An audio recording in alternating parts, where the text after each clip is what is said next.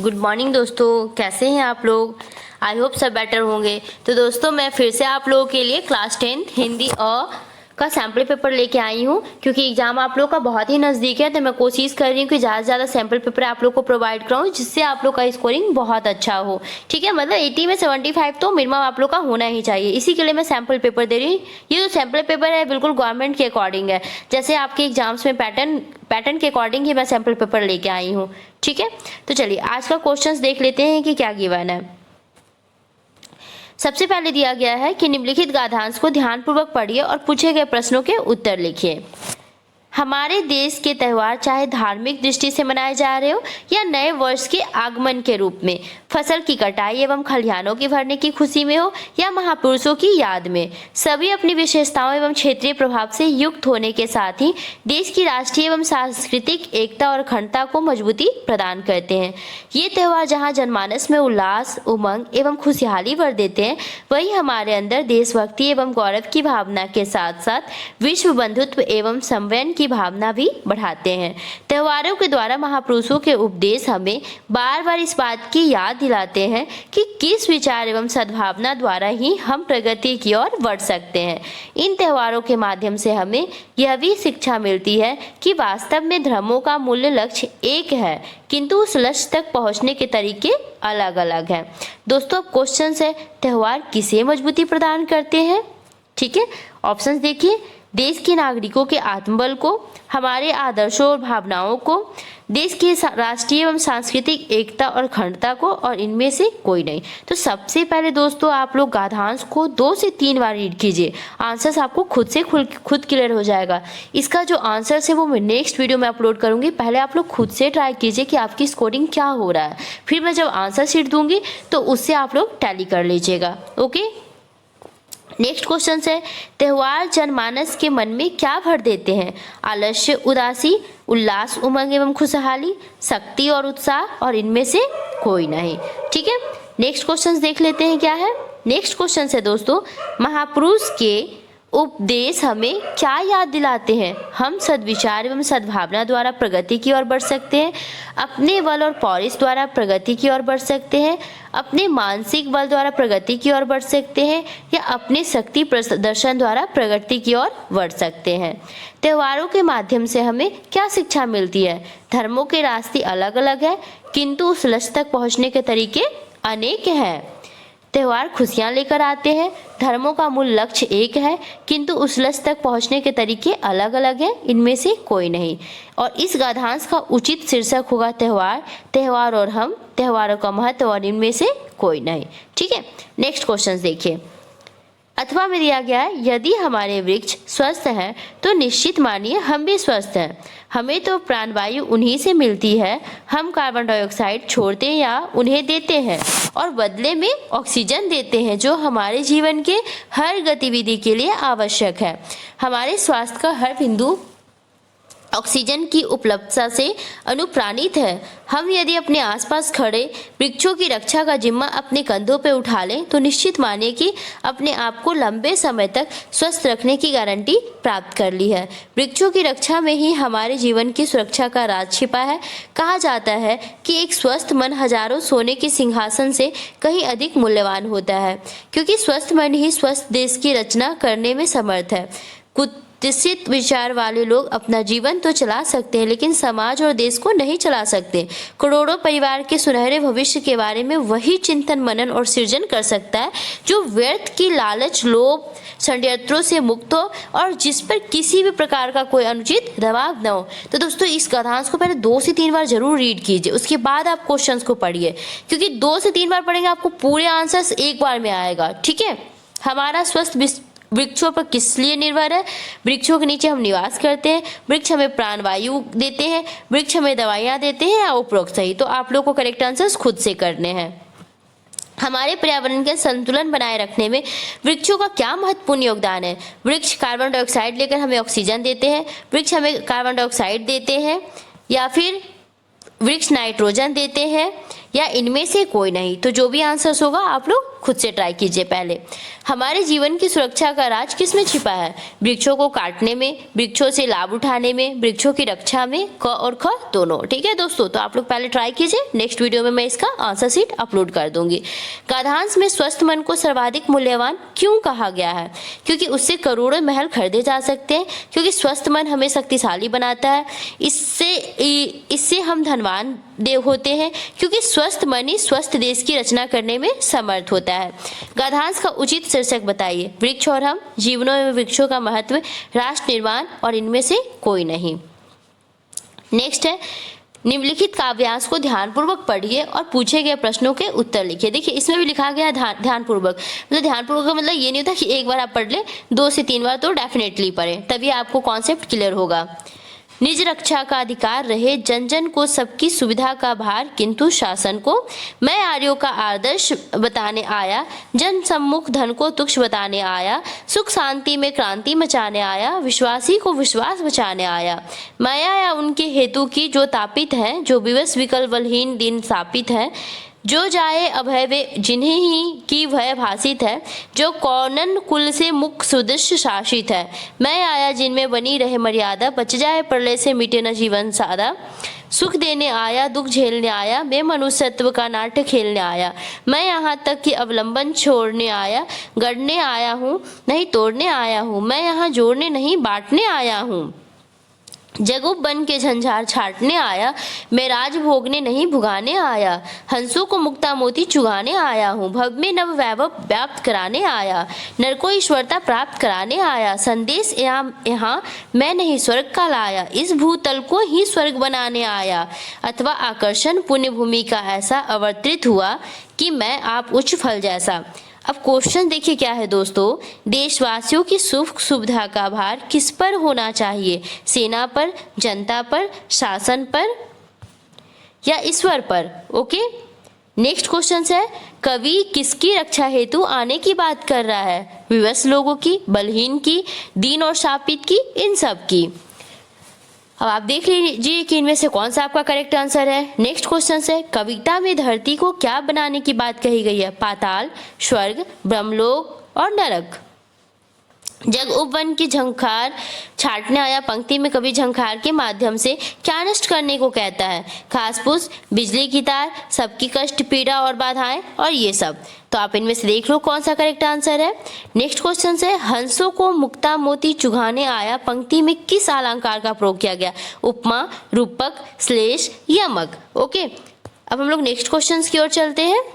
सुख और शोक, अंधकार और आलोक, मोह और मत्सर, शांति और संघर्ष आते जाते बन रहे तो व्यक्ति को लगता है वह जी रहा है अभी।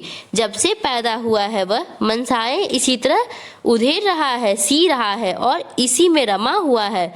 कभी सुख से एक होता, कभी शोक से, कभी अंधकार से, कभी आलोक से। गति और दुर्गति इसलिए उसके पावों में है, और गति अगर कहीं है तो सिर्फ उसके घावों में है। शुरू से अब तक वे हरे हैं जैसे कि तैसे। कभी ने जीने का आधार किसे माना है? सुख और दुख को, मोह और ईर्ष्या द्वेष को, शांति और संघर्ष को, या इन सभी को? तो करेक्ट आंसर आपको खुद से ढूंढने हैं दोस्तों। जन्म लेने के बाद से मनुष्य किस उधेड़-बुन में रहता है? खेल कूद में समय बिताने की कोशिश में, एक बेहतर जीवन जीने के संघर्ष में, दूसरों को नीचा दिखाने की कोशिश में, या इनमें से कोई नहीं। नेक्स्ट क्वेश्चन है, मनुष्य के उधेड़-बुन में रहने का क्या कारण है? उसे परेशानियों से बाहर निकलने का समय नहीं मिलता, बस सोता रहता है, वह अपने को श्रेष्ठ समझता है, और ये सभी कारण है। तो इनमें से आप देख लीजिए कौन सा आपका करेक्ट आंसर है। नेक्स्ट क्वेश्चन है, गति और दुर्गति इसलिए उसके पावों में है, पंक्ति का क्या भाव है? ओके, तो ऑप्शन से ये दोनों उसके पैरों के नीचे है, वह जैसा कर्म करेगा वैसा ही उसका परिणाम होगा। ये दोनों एक दूसरे के पूरक है, क और ख दोनों। ठीक है, तो देख लीजिए क्या आंसर्स आपके हैं। घाव के हरे होने से कवि का क्या तात्पर्य है? घाव हरे हो जाते हैं, जीवन में दुख आते रहते हैं, क और ख दोनों। जीवन में बिताए हुए दुखद क्षणों की पीड़ा सदैव बनी रहती है। तो अब देख लीजिए इनमें से आपका करेक्ट आंसर कौन सा है। नेक्स्ट क्वेश्चन से, निम्नलिखित 5 में से किन्हीं 4 प्रश्न के उत्तर देने हैं। दिनेश ने खाना खाया और चला गया। सरल वाक्य में बदलना है।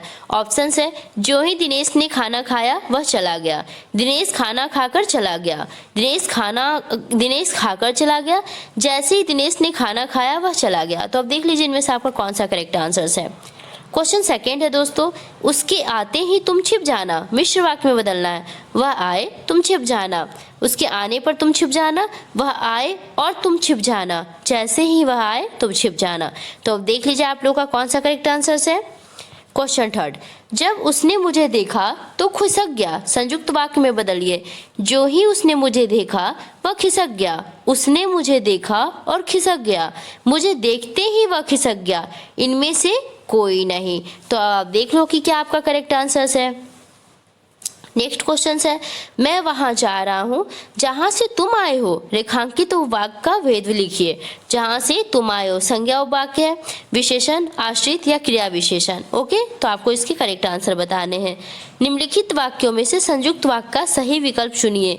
यदि आप नहीं मानते तो मत मानिए। ओके, नेक्स्ट है, सवेरा होते ही पक्षी चहचहाने लगे। मैं बाजार जाऊंगा और फल लाऊंगा। और इनमें से कोई नहीं। तो आपको बताना है कि इनमें से सही उत्तर आपका कौन सा है। निम्नलिखित 5 में से 4 के उत्तर देने हैं। लड़की रात भर सो न सकी। भाववाच्य में बदलना है। ऑप्शन क्या है, लड़की रात भर सो नहीं पाई। लड़की से रात भर सोया न जा सका। लड़की से रात भर सोया न जाएगा। या इनमें से कोई नहीं। तो करेक्ट आपको बताना है दोस्तों। उसके द्वारा खाना खाया जाता है। कृतवाच्य में बदलिए। वह खाना खाती है। उसने खाना खाया जाता है।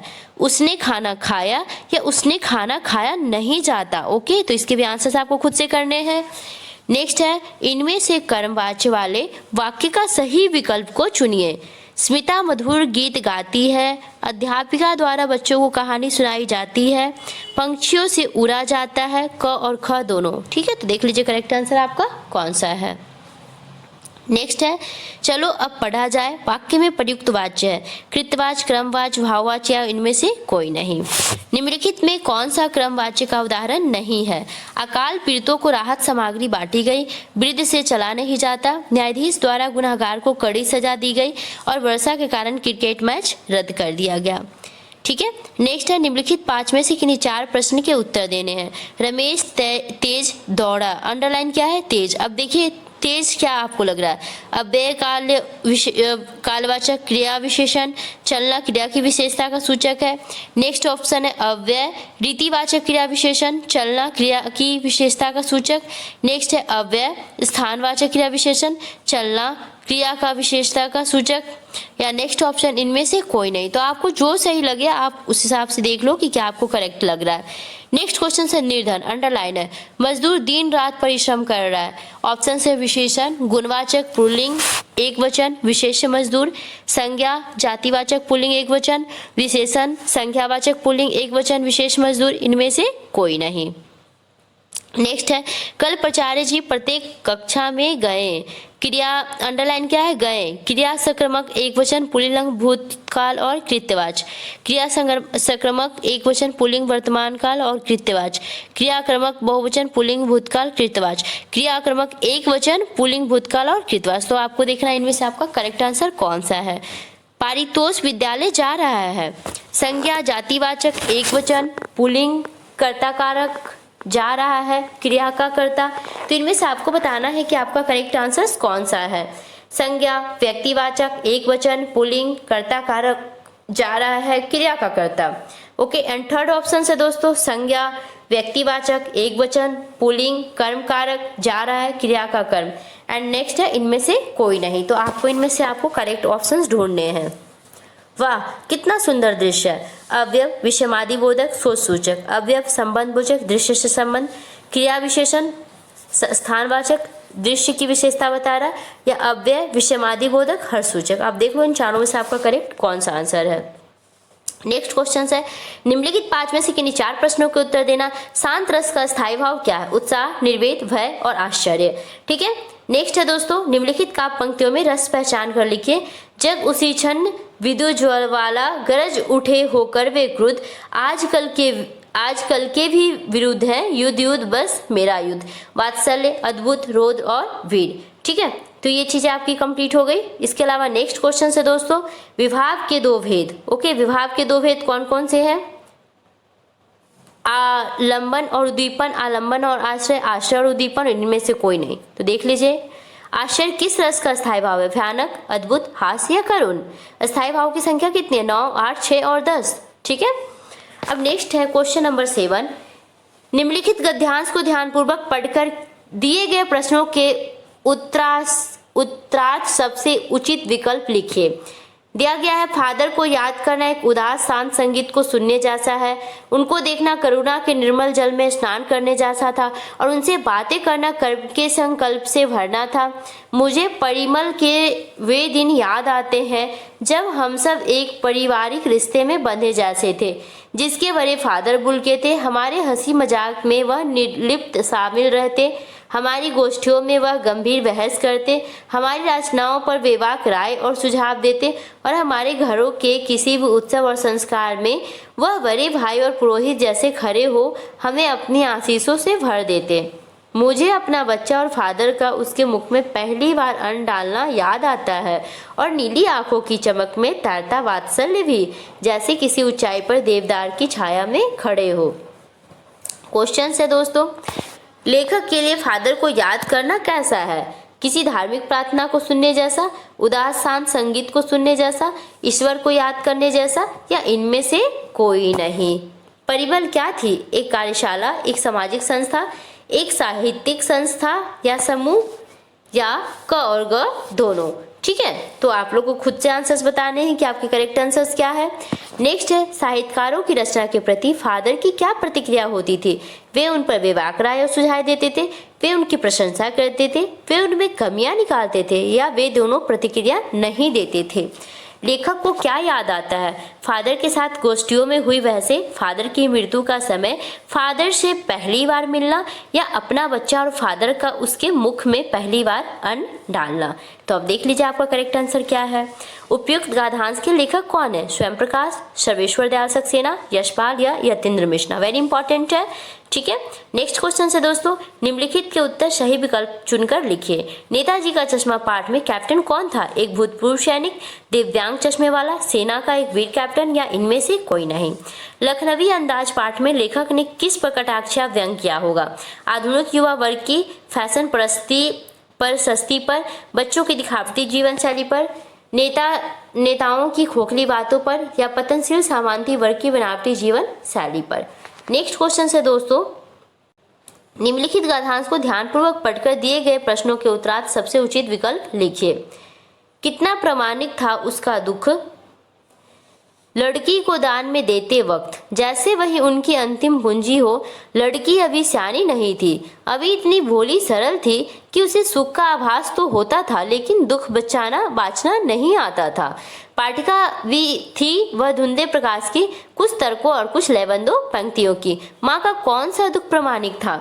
अपनी बेटी की भोली होने का, अपनी बेटी का कन्यादान कर उसे वर पक्ष के हाथ सौंपने का, अपनी पुत्री का विवाह करने का, या इनमें से कोई नहीं? तो आपको करेक्ट आंसर खुद से बताने हैं। बेटी की माँ की अंतिम पूंजी क्यों कहा गया है? बेटी माँ के सुख दुख की साथी होती है, माँ बेटी में बहुत आत्मीय संबंध होता है, माँ को बेटी संचित धन के समान प्रिय होती है, या उपरोक्त सभी कारणों से? लड़की कैसी थी? भोली और सरल, सियानी, चालाक, या बहुत बुद्धिमान? ओके, तो आपको खुद से बताना है दोस्तों। लड़की अभी सियानी नहीं थी के माध्यम से कवि क्या चाहते हैं? लड़की मूर्ख थी, लड़की को सामाजिक कठिनाई और व्यापारियों की जानकारी नहीं थी, लड़की कुछ समझ नहीं पाती थी, या इनमें से कोई नहीं? इस काव्यांश के कवि हैं जयशंकर प्रसाद, सूर्यकांत त्रिपाठी निराला, ऋतुराज, या सूरदास? ठीक है, तो इसके आंसर आपको खुद से करने हैं। क्वेश्चन नंबर 10, क्वेश्चन नंबर 10 है, निम्नलिखित में से निर्देशानुसार विकल्पों का चयन कीजिए। नाथ शंभु धनु भंजीहारा होइए केवु एक दास तुम्हारा, अर्थात शिव धनुष को तोड़ने वाला आपका कोई दास ही होगा। यह पंक्ति किसने किससे कही है? राम, लक्ष्मण, परशुराम? संवाद पाठ के आधार पर बताइए। लक्ष्मण ने परशुराम से, लक्ष्मण ने श्री राम से, श्री राम ने परशुराम से, या इनमें से कोई नहीं? तो दोस्तों आपको खुद से इसके आंसर्स बताने हैं। अट नहीं रही है कविता में किस ऋतु का वर्णन है? फागुन, शीत, ग्रीष्म और वैशाख का? ठीक है, तो इसका आंसर आप लोग को खुद से बताने हैं। नेक्स्ट है, की पाठ्य पुस्तक एवं पूरक पाठ्य पुस्तक का 20 से 30 शब्द में आपको उत्तर लिखने हैं। बच्चों द्वारा नेताजी की मूर्ति पर सरकंडे का चश्मा लगाना किस बात की ओर संकेत करता है? बाल गोविंद भगत की मृत्यु उनके सिद्धांतों के अनुरूप ही हुई, स्पष्ट कीजिए। नेक्स्ट है, आप किस आधार पर यह कह सकते हैं कि फादर बुल्के हिंदी भाषा के प्रति असीम लगाव रखते थे? और next question and last question है, लेखक के नवाब साहब के किन हाव भाव से महसूस हुआ कि वे उनसे बातचीत करने के लिए तनिक भी उत्सुक नहीं है? क्वेश्चन नंबर 12 देखिए दोस्तों, इसमें 60 से 70 शब्द का आंसर देना है। गोपियों द्वारा उद्धव को भाग्यशाली कहने में क्या व्यंग निहित है? नेक्स्ट है, लक्ष्मण ने वीर योद्धा को क्या क्या विशेषताएं बताई है? उत्साह कविता में नवजीवन वाले विशेषण किसके लिए और क्यों प्रयोग किया गया है? क्वेश्चन नंबर 13 है, निम्नलिखित प्रश्नों में से किन्हीं दो के उत्तर 40-50 शब्द में लिखिए। माता का आंचल पाठ में माता पिता का बच्चे के प्रति जो वात्सल्य प्रकट हुआ है, उससे बच्चे में किन जीवन मूल्यों का विकास होगा? नेक्स्ट है, आज की पत्रकारिता में चर्चित हस्तियों के खान पान और पहनावे संबंधी आदतों का वर्णन करने का दौरा सा चल रहा है। इसके संबंध में अपने विचार व्यक्त करते हुए युवा पीढ़ी पर उसके प्रभाव के विषय में लिखिए। एंड नेक्स्ट क्वेश्चन है, प्रकृति द्वारा जल संचयन की व्यवस्था किस प्रकार की गई है?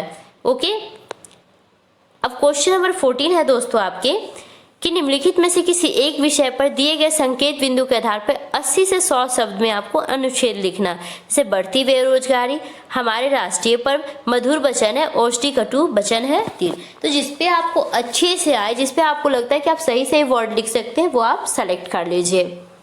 और इसका लिखने का तरीका देखिए, इसमें गिवन होता है। अब सबसे पहले बात की जाए अगर बढ़ती बेरोजगारी की, तो सबसे पहली भूमिका बताइए कि बेरोजगारी किस किस वजह से बढ़ रहा है, समस्या का स्वरूप और प्रकार, और किस तरह की समस्याएं आती हैं, और कारण व दुष्परिणाम। ठीक है, तो ये सारे टॉपिक का नाम लिख के उसके बारे में डिटेल से आप बताएंगे।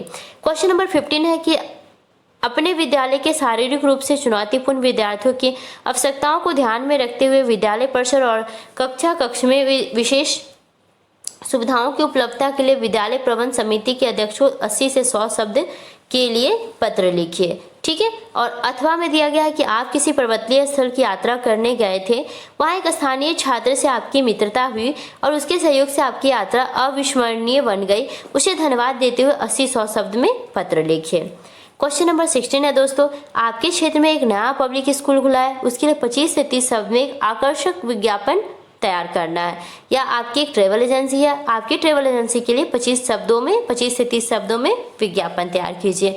एंड लास्ट क्वेश्चन है कि अपने मित्र को प्रतियोगी परीक्षा में सफल प्राप्त करने के लिए 30 से 40 शब्द में एक बधाई संदेश लिखिए। अपने किसी संबंधों को नव वर्ष की बधाई देते हुए 30 से 40 शब्दों में एक शुभकामना संदेश लिखिए। तो दोस्तों मैंने इसके पूरे क्वेश्चंस पेपर कंप्लीट करवा दिए हैं। अब मैं आप लोगों को मिलूंगी नेक्स्ट वीडियो में इसके सॉल्यूशन के साथ। तब तक के लिए इजाजत दीजिए। Bye, take care, have a nice day, bye bye.